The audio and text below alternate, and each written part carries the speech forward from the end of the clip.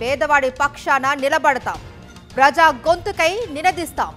Voice of voiceless, తెలుగువారి మనస్సాక్షి సాక్షి TV. సాక్షి TV ప్రసారాల కోసం మీ స్థానిక కేబుల్ ఆపరేటర్ను వెంటనే సంప్రదించండి. హైదరాబాద్ క్రికెట్ అసోసియేషన్ అక్రమాలు రచ్చకెక్కాయి. అసోసియేషన్లో ముఖ్యులందరినీ సిఐడి అరెస్ట్ చేసింది. హెచ్సిఏ అధ్యక్షుడు నకిలీల దందా మొత్తం బయటకు వచ్చింది.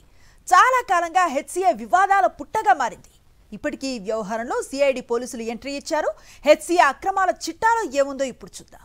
Hyderabad cricket association Sunrisers వివాదంలో 5గురు అరెస్ట్ అయినట్లు సిఐడి ప్రకటించింది. హెచ్సిఏ అధ్యక్షుడు జగన్మోహన్ రావు, కోశాధికారి Srinivasarao, Srichakra cricket club general secretary Rajendra Yadav, HCA CEO Sunil Kante, Chakra cricket club అధ్యక్షురాలు జి కవితను సిఐడి అరెస్టు చేసింది.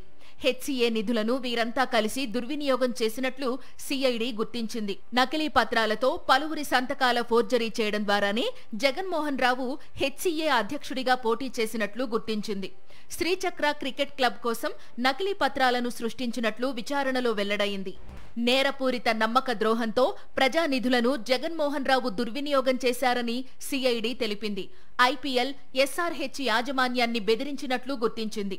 కాంప్లిమెంటరీ టికెట్లపై జగన్మోహన్ రావు బ్లాక్మెయిల్ కు పాల్పడినట్లు విచారణలో తేలింది.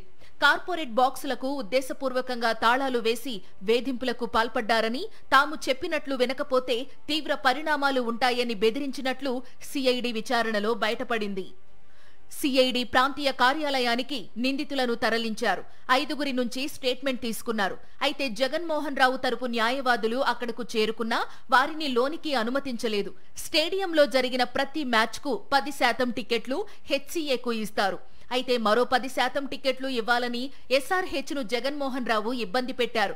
దీంతో హెచ్సిఏ, ఎస్ఆర్హెచ్ మధ్య వివాదం ముదిరింది. దీనిపై ప్రభుత్వం జోక్యం చేసుకుని విచారణకు ఆదేశించడంతో వ్యవహారం అంతా బయటకు వచ్చింది.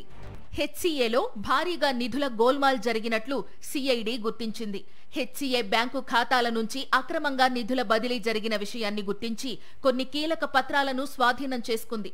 హెచ్సిఏ అధ్యక్షులు జగన్మోహన్ రావుతో పాటు మిగిలిన 4గురిని మల్కాజ్గిరి కోర్టుకు తరలించగా కోర్టు వారికి రిమాండ్ విధించింది.